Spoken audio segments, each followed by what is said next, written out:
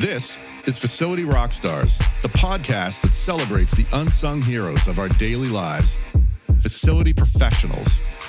I'm your host, Jay Culbert. Join me as we honor these great leaders, sharing stories, insights, and expertise that empower us all to learn and grow together. Facility Rockstars is sponsored by Coludus, operating the way you operate in order to make your life easier. Welcome to Facility Rockstars podcast. I'm Jay Culbert, and I'm super excited to introduce today's guest. He plays a crucial role in keeping aircraft aloft and people safe. He and his company have established themselves as a world leader in aerospace non-destructive testing. He's the CEO of Hansen Aerospace and Engineering. He's the managing director of niche industrials at Phenna Group Holdings. And in addition to that, he has a little bit of free time to do some striper fishing on the North Shore, Massachusetts. Please welcome Eric Diorio to the show. Thanks, Jay. Good to be here. Great to see you. Great to talk with you today. You as well, Eric. Thank you so much for taking the time out to share your experiences with us. Not a problem. So, given your vast experience, multiple positions, and everything you've been through, the biggest question that comes to my mind is, what has been your biggest lesson learned as a business leader? Biggest lesson learned as a business leader. In the industry that I'm currently in, I would definitely say it's safety and preventative maintenance. Especially, coming from a financial background where not much can hurt you besides a keyboard falling off your desk, into an industrial setting. You realize that, a quick mistake can ruin your day, can ruin somebody's life. And machine failure can really hurt a company's productivity, profitability. So first and foremost, making sure your guys are safe. They come to work. The machinery they use is up to speed, up to snuff, in line with OSHA regulations and whatnot, and nobody's going to get hurt. And with the machinery, making sure your machinery is on a routine schedule, so that performs well and you don't get caught with expensive and costly shutdowns. When you say, So I guess that's two things, but those are important. no, definitely. I mean, and I've had the privilege of being in your facility multiple times, and I couldn't even guess to think of the number of moving parts, machinery, loose items that have to be tracked and monitored on a daily basis. I think you might have just shared part of what this might be, but what would you say the best practices are that you and your team have put in place to really stay ahead of this? Well, your best practice is your manpower, getting people aligned with what needs to happen to keep them safe and keep the machinery operational. So it's teaching, especially new guys on the floor, what we do here to make sure that our operation runs. And we run almost 24/7 here at Hansen, and a lot of holidays will actually run as well. My guys love to put in their hours. So that being said, it takes a big toll on the equipment.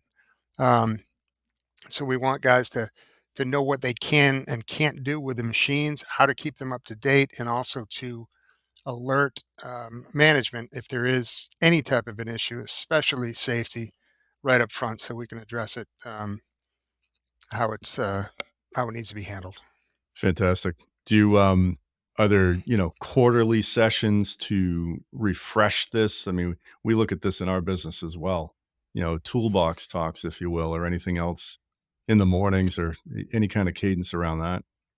We do. Well, I mean, we've been lucky to have a staff here that is a long-term group for the most part. We lost a few people during COVID, and we had to, bring in some new guys. So it's more that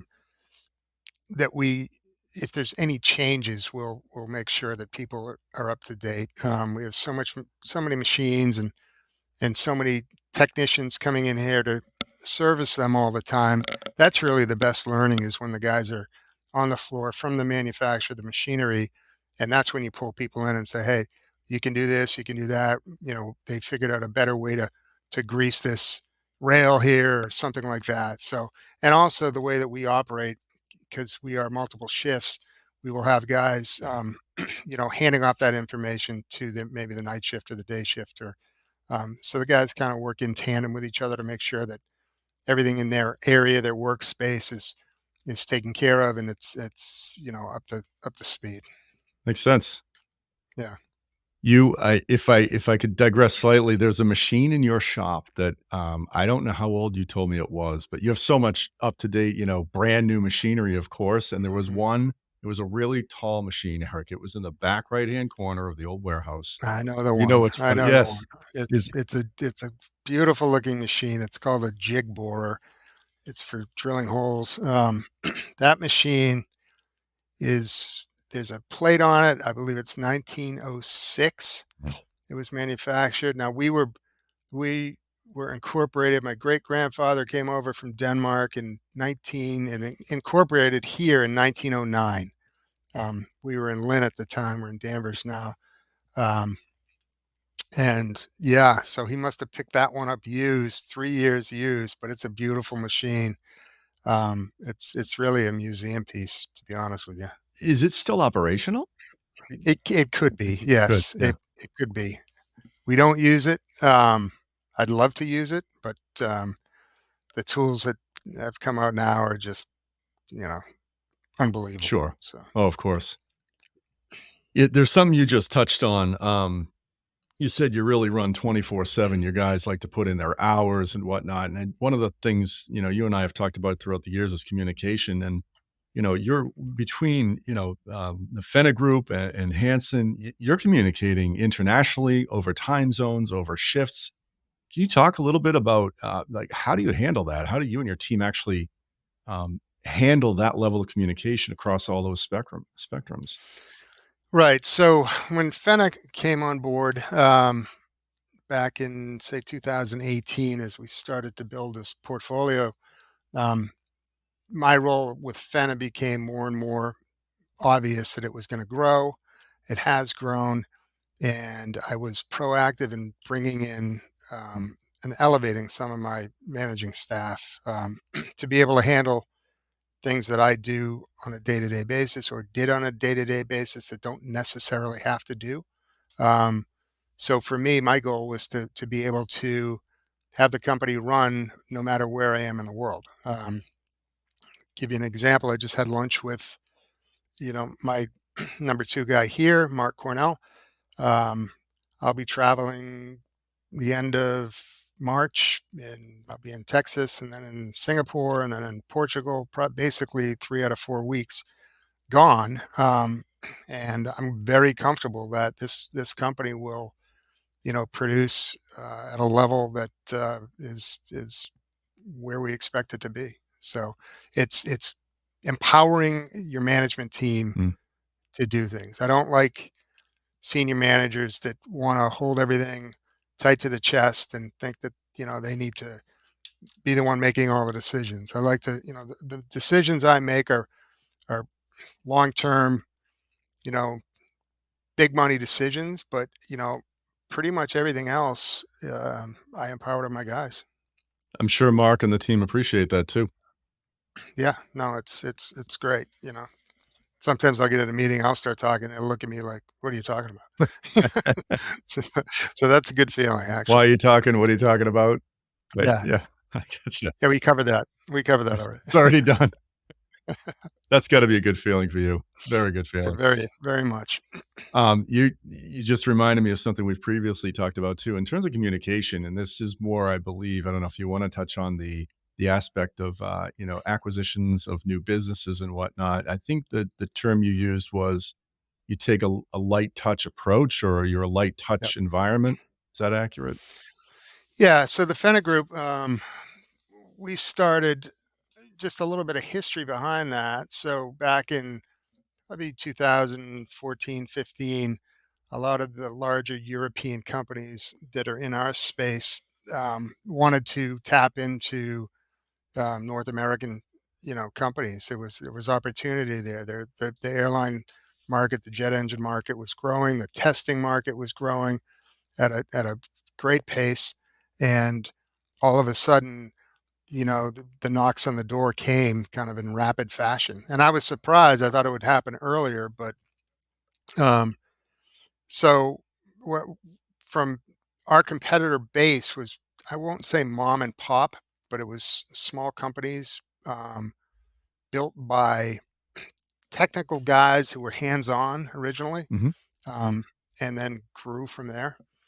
And so when they started signing deals with, larger companies, you look in the mirror and say, well, wait a minute, these guys are going to have a big pool of money to put their hand in now and buy new equipment and expand. So makes you think like maybe it's time for us to make a move if it makes sense.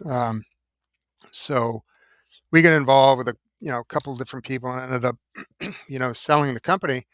Um, and with that, we decided to actually retain ownership partially and build a portfolio out of that.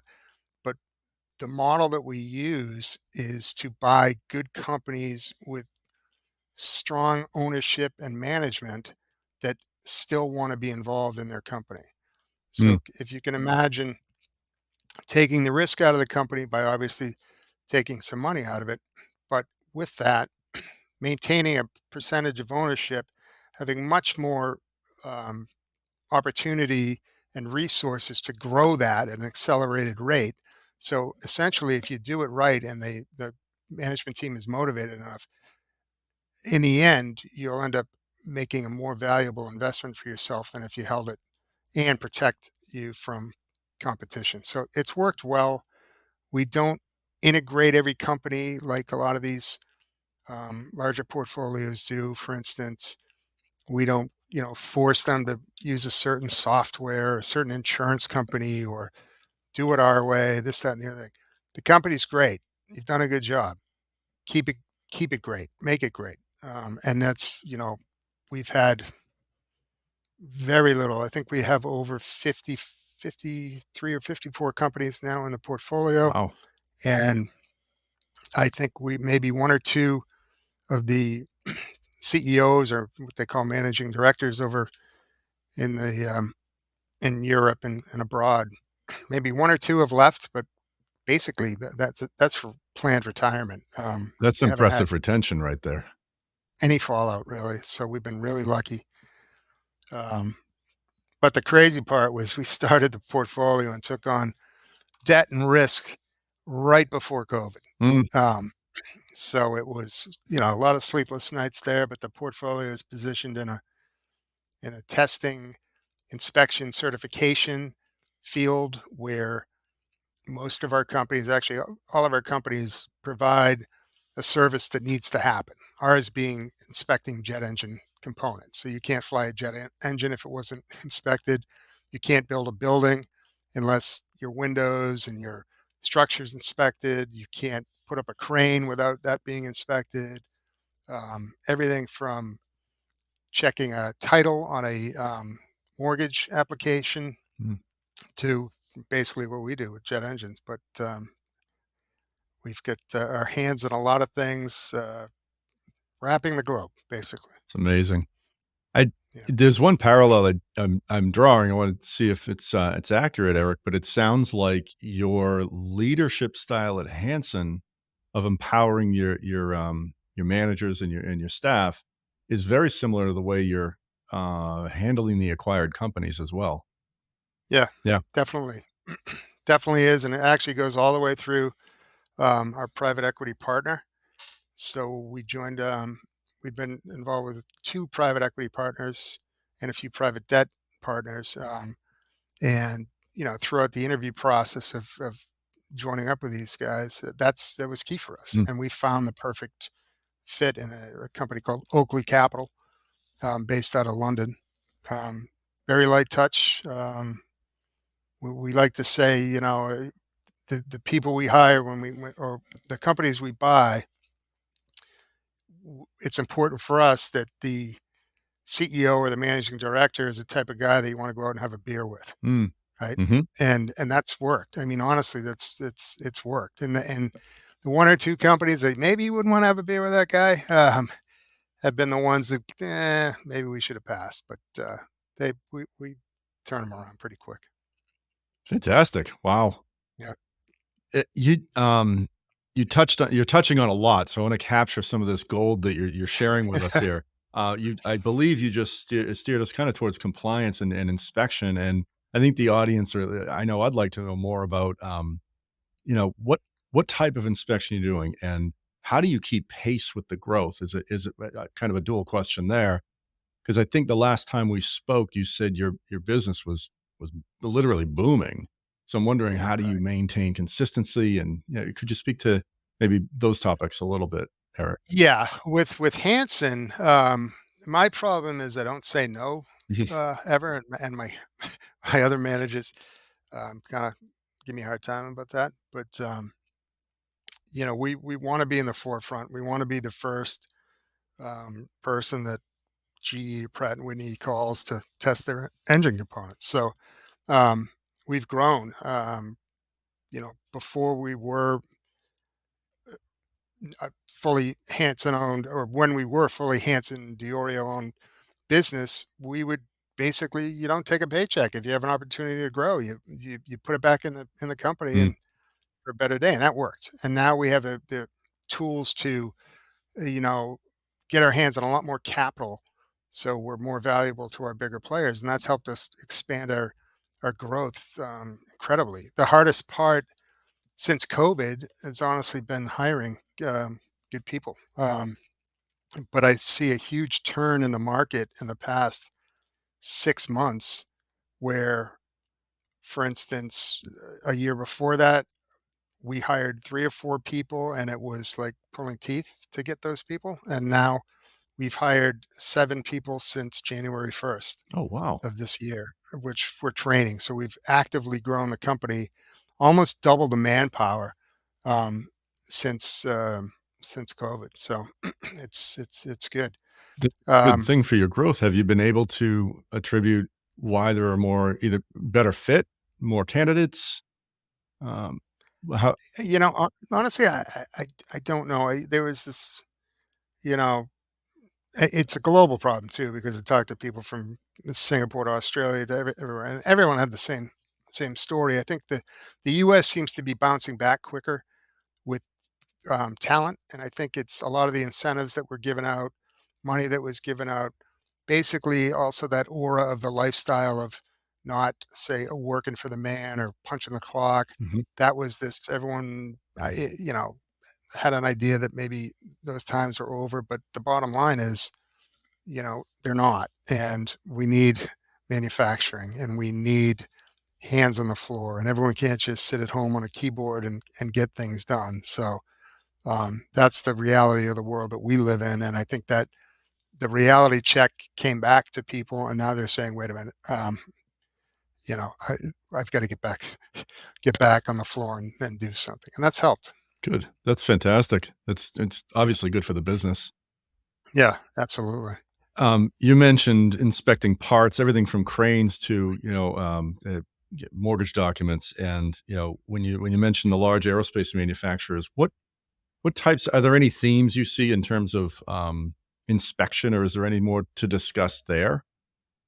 Yeah, in the UK, um, our built environment division is really um, very busy, very active. There was a fire back in, oh, I don't know, probably a decade ago, called the Grenfell building, which was a highly occupied apartment complex in London, which caught fire, and you can see videos of it online. It's incredible.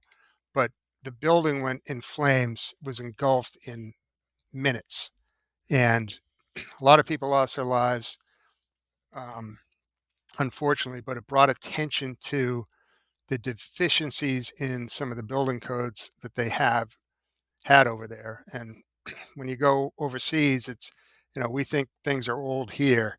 You see a building that's 1800 or 1900. That's new.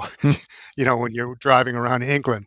Um, so anyway, in the cities, they've really increased the focus on building safety codes. construction materials, all sorts of anything you can think of in that built environment is being tested very thoroughly. And that's a huge opportunity. It has been a huge opportunity for us. New regulations come on board all the time where not just new construction, but now old construction needs to be tested, brought up to speed.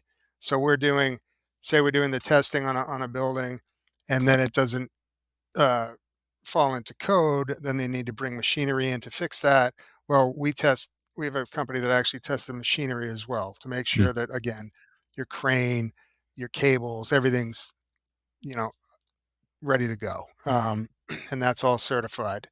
We also, we do a lot of work. We have a company in Singapore who's got hands in Malaysia, India, Indonesia, and they're doing a lot of work on ships, basically oil tankers, cargo um, ships that come into port, and they'll deploy teams on these ships, and they test everything from you know the fire extinguisher to the hull thickness to anything you can imagine um, on a ship because they're on a regular schedule to be inspected, and they need those certifications. So, and I don't know if you've ever been to Singapore, but I was in awe sitting high up at a hotel looking into Singapore harbor, how many ships were in the harbor. It's a sight to be seen. It's amazing. I haven't been. I can only imagine.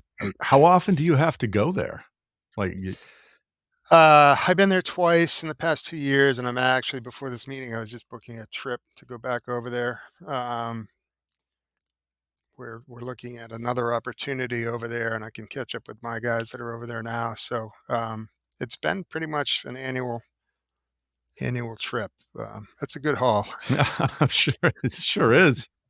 Yeah, I it's a good haul. are you allowed a little time for fun? Can you tour around at all, or is it all business? Yeah, no,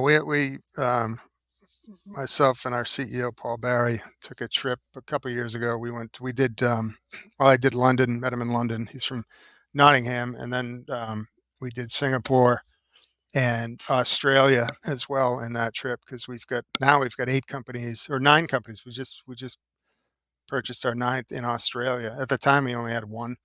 Um, that was just about that was within 2 years. We bought 8 other companies over there. That's a great story there. But we were able to, meet with our guys, do our business, and have fun. Even with the guys that we were buying their businesses or joining up with them. So it's always leave a little bit of time for yourself, Of Jay. course, of course. Would you I'm more curious about this, like, when you say ships, are we talking naval fleet? Are we talking cruise ships for pleasure, cargo ships, or, what type? Yeah, mostly like the stuff that you'd see going out of Boston Harbor, like an LNG tank or oil tankers, right? Okay. All these things, everything has to be checked, all their valves, all their piping, Hmm. um, boilers, you name it. There's a whole list of certifications. So though Singapore has this great several different ports right across the street from where our company is there. And they'll we've walked through these ports. It's just amazing. They'll back these things in. I don't know how long the full inspection on the boat takes, but it's a pretty substantial time, measured in weeks, not hours. And then next one's in. So there's always work. They're Amazing. doing also offshore work too. So imagine a offshore drilling rig. Right, it's just a big collection of piping. Right, Like the platforms, right? the Yep. platforms. Right, so you need to test all those pipes. Right, you need to test underwater. So we have underwater inspections done. We need to Wow. test, rope access from the top of the rig. Um, we do rope access from windmills, in the middle of the ocean, things like that. Crazy, crazy stuff. I don't know how these guys Awesome. get up in the morning and put on the put on the jumpsuit and strap themselves to something, that high. I don't know if I could do it, but there's plenty of these guys that do it and do it well. So It's incredible. yeah. Wow. Everything you're sharing, I have a question about, like, what would you share with other professionals, or what advice would you give to, other professionals in your industry, another industry, because you've got such a vast amount of experience, Eric? I know it's a bit of a broad question. Yeah, that's a broad stroke, but it's surround yourself with the right people. Mhm. To be honest with you, our success at Hansen has always been through. We were lucky we had a they call a level three ultrasonic inspector, gentleman named Steve Patchka, who worked with us for years, recently retired, but his knowledge and connections in the industry really helped us, grow this, um, and his integrity. So having somebody like that, Steve's the first person that comes to mind, but just with all these companies, like I said, we buy good companies and we want to know that the management team is there. They're committed to stay. We don't buy, typically we will not buy 100% of a company because we want people to have a vested interest in the growth and the future of the company. Um, but don't try to you know overthink things. Just Mhm. put the right people around you, and good things will happen. Awesome. I know. Thank you, Eric. I know one team that never gets a break in your business, and that's certainly your M&A division. At Yeah, least that's what it sounds like to me.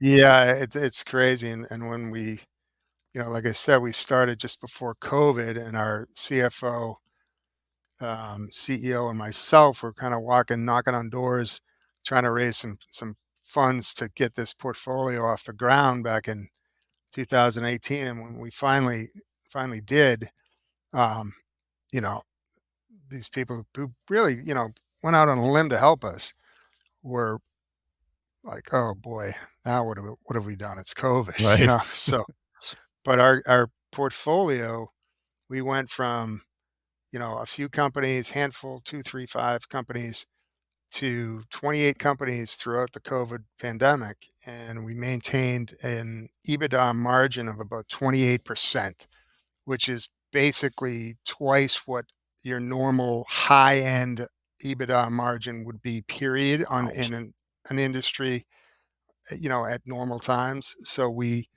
in my opinion, knocked it out of the park. But out of those 28 companies, there was one company in the US, being mine, Hansen Aerospace, and then the other ones were basically all in the UK because of travel. We couldn't get out and do the M&A. And at the time, it was just our CFO and CEO heading out, meeting companies, shaking hands, signing deals, and now we have a full M&A team, not only over there, but we recently brought in a very strong M&A person in the Americas, and recently signed a big deal in Latin America. Wow. And we've got a few that we're looking at now, and we've purchased TDF Metal Finishing, which is right around the corner, right up the road from here, where we're working hand in hand with. Outstanding. Wow. You're already well traveled. You're gonna be very well traveled. Yeah, Global it's traveler. it's it's getting crazy, for sure. So Eric, you mentioned a couple of large aerospace manufacturing companies, and what comes to mind for me is, I know we've discussed this in the past, but we kind of touched on it. But compliance, and like what types of, I think in the facilities world, there's always some level of oversight, regulation, inspection, and audits. So what are you and your businesses faced with? What could you share with the audience around that? well, for auditing, I mean, for our inspection audits, there's a global um, consortium called NADCAP, which is NADCAP is the aerospace license to drive. If you have that, that's basically the first accreditation you need to do work on any aerospace product. Beyond that, we have obviously the primes, the GEs, the Pratt and Whitneys, Rolls Royce, Honeywells. They'll come in and do their own audits regularly. We also have, first tier companies, second tier, that do on-site audits. So we have constant on-site auditing going on at not only Hansen Aerospace, but Hansen Engineering as well, who are audited to all sorts of machining standards, mostly from GE and ISO. Um, you have that. Other, compliance, or not necessarily compliance, but from the facility side is, FOD, freedom of defect, anything on the floor. You've been in, I know, Jay, you've been in the Pratt and Whitney Mhm. buildings, and you can go in there and you can eat off the floor of these massive, production facilities. There's one that I go down in Columbus, Georgia all the time. They have 5 forging presses inside the building, and it's immaculate. Hmm. Incredible. So when they send their product up here to be inspected and they come up to see it, they expect the same. Um, they expect it's like putting a child in daycare. Right. They, In comparison. they don't walk into to a dump. They want to walk into a place that looks good and looks like it's safe and clean and all that. So that's, outside of the compliance world, but it's something that helps in a big way. And you and your team came in, I'll give you um, some kudos here to Hansen Engineering, which, you saw 50 to 60 years of grease and grime on the floor and the walls from the older machines that we were grinding and using oil as coolant. Um, the difference from what it looked like before and what it looks like now is night and day. And the GE people, really took that to heart and said, "Wow, this place looks fantastic, and it's all lit up and bright, and the guys like it. It's just so much more productive to be in that environment than it was before." That's good to hear. Thank you. We appreciated the opportunity for that too. Yeah, it's interesting when you mentioned, the companies you listed from Rolls to GE to Pratt. Um, is it the physical structure or are there other, I'm trying to think of questions that come to me all the time about inspection prep.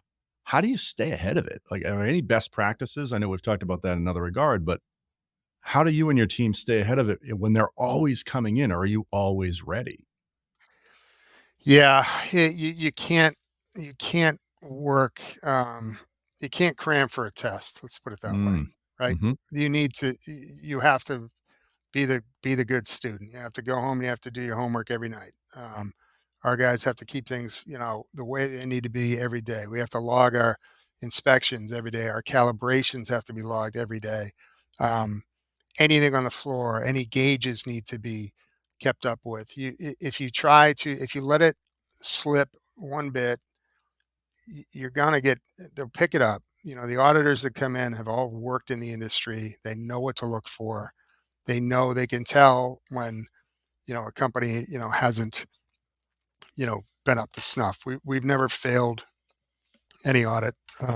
We just, that's not an option. Congratulations. You Yeah. don't want to be, we don't live on pins and needles here, right? Yep. We come in and expect our closing meetings to be, congratulations, guys. Again, you're doing a good job. Here's a couple recommendations, but keep it up. Now we're trying to push that mentality up the road to TDF, who, didn't, we tried to get them into the NADCAP world so we could send our customers plating jobs up there. That was their main bread and butter. Um, they didn't want to do that because they didn't want to have to deal with the extensive audits and running a business where you had to be, you know, towing the line constantly. Mhm. Um, it was that, they had a good business, they ran it their way, and that was the way it was going to be. When they decided to sell, we took the opportunity to pick it up. We've spent 2 years getting the NADCAP approval up there. There was a lot of work to do to get them prepped for it. We did receive that a couple months ago, Congratulations. and which was huge. And it's great for our customers because now we can take product that they would ship to us for an inspection here, and then we'd wrap it up, drop ship it somewhere else. Then they have to deal with another production manager and the shipping costs and all that, potential damage and handling and whatever. Now we can one stop shop it here and we can bring it, right up there. And we're also putting in a chemical etch line up there, which is going to be able to have our aerospace companies, especially our jet engine disc manufacturers, be able to one-stop shop here, and they can literally stamp out a forging, send it to us. We can machine it at Hansen Engineering, walk it across or down the hallway to Hansen Aerospace, test it with ultrasound or magnetic particle or fluorescent penetrant. We can check the grain size in our lab here as well to tell them the structure is okay. Then we can bring the part over to TDF, take it to the final process, which would be chemical etch, and then possibly another FPI, and then ship it wherever they need the part. So they're not dealing with, they're trucking the part here and that's it. They don't have to deal with 19 different vendors, losing parts, which we've seen. Um, you know, What a win for your yeah, clients. yeah, Really? it is, and everything in aerospace is it's time. It's like the automotive. You just you can't have delays. Mhm. So um, it's critical that if we can cut off a week of cycle time on their product, it's just huge.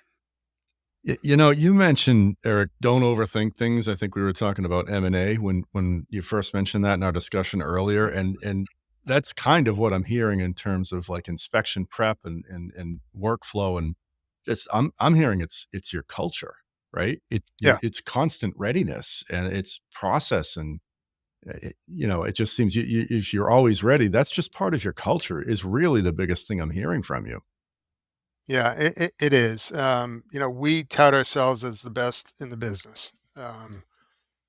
Most the primes, I believe, do as well. The GEs and the Pratt and Whitneys.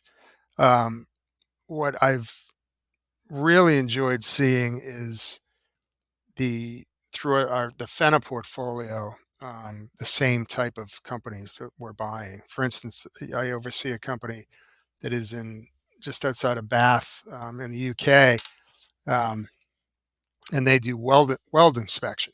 They're doing a lot of work with a couple. Well, there's a Hinkley Point is a nuclear power project that they're putting on over there now. It's a huge undertaking, and these guys are, you know, working in and out with that project. But they've become the largest weld inspection company in the UK at this point. The reputation is number one in the industry, and it's just a gem to be able to deal with these people. Same with the Singapore company that A Star Testing. That's the name of the company in Singapore. They're just top notch, and it goes throughout not just in my division but all the Fena divisions. Um, just phenomenal leadership, phenomenal history, and work ethic and integrity.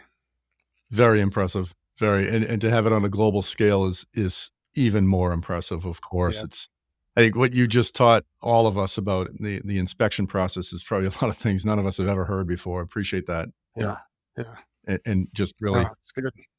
well, Eric, we've been learning, from you. So I'd like to say, most of us would like to know a little bit more about you too.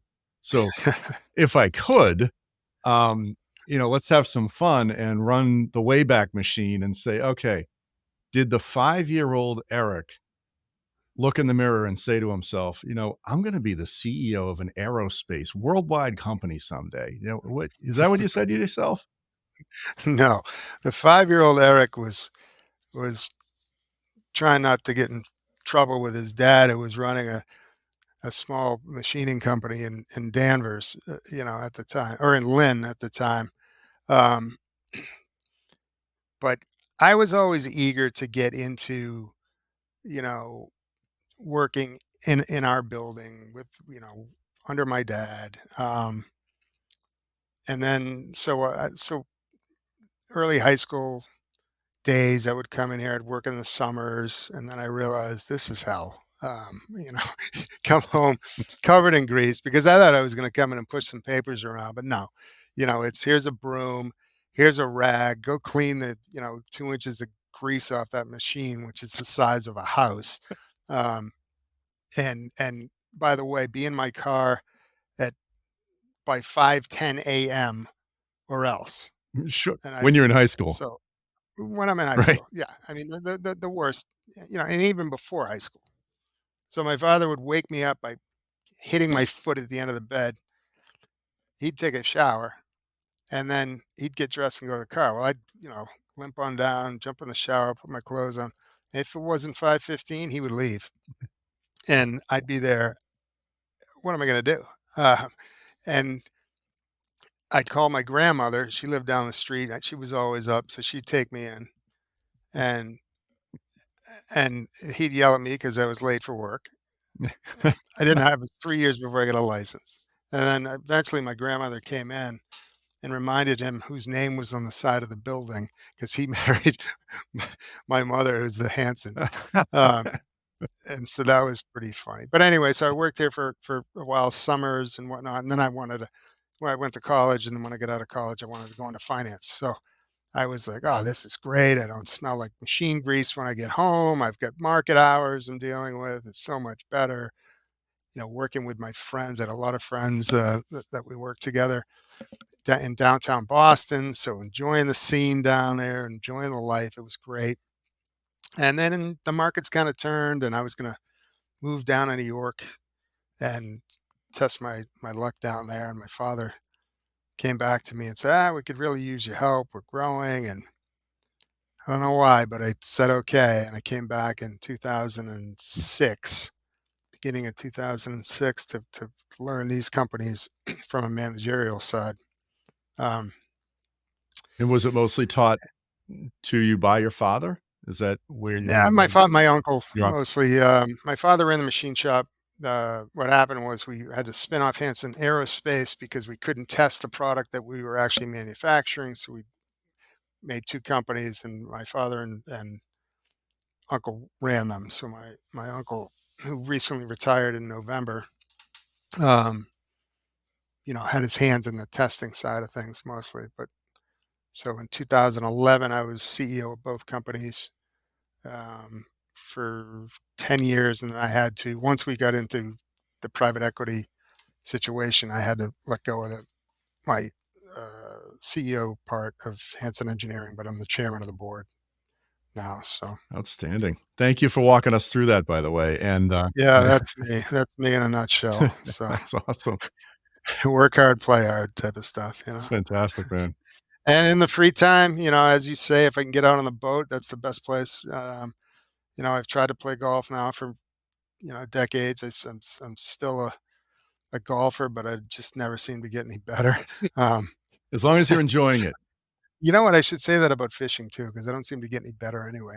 Um, You and I both. but I was thinking about it before the call, Jay, and I think I'm gonna have to change my strategy because I can catch fish, but I can't catch bait. Right. At least last year I couldn't. So I need a plan B for when the mackerel aren't running out there. What I'm gonna do. So any tips? I'm I'll let you more than know. happy I'm to hear struggling with 'em. the same thing though. So, it's yeah, and once we find the bait, it's so crowded with boats. Not sure what to Yeah. do, getting yelled at because we're almost running into people. So, Oh yeah. it's a crowded thing out there. I love it when I'm flying, but a lot of times I just run down and jump on by myself, so no one's even watching. So I'll get 5 or 6, bait fish on the line, and like you said, you're about to slam into a bunch of guys that look like they just got home from 10 years at sea, and that's not a good that's not a good place to be. Oh, that's awesome. Eric, I can't thank you enough, man. Like this has been a really it's an awesome walkthrough of you and your company and your journey and your growth. It's awesome. I'm guessing people might wanna know how they can get in touch with you or where could they find you if they wanted to contact you for any reason at all. Yeah, LinkedIn is probably Perfect. the best way. Perfect. So, All yeah. right. Well, thank you again, and thank the audience for listening along with us. If you learned something or laughed, feel free to share it with somebody else. And Eric, we'll talk soon, my friend. Yeah, Jay, thanks a lot for having me. It's been great, and good luck going forward. I'm certainly gonna need you on a few upcoming projects, so I'll be in touch. Thanks so much, Eric. All right, take All right, care, man. appreciate it. Bye bye. Take care. It's a wrap. Another episode of Facility Rockstars is in the books. Facility Rockstars is sponsored by Colutus, operating the way you operate in order to make your life easier. Until next time, facilitate and rock on.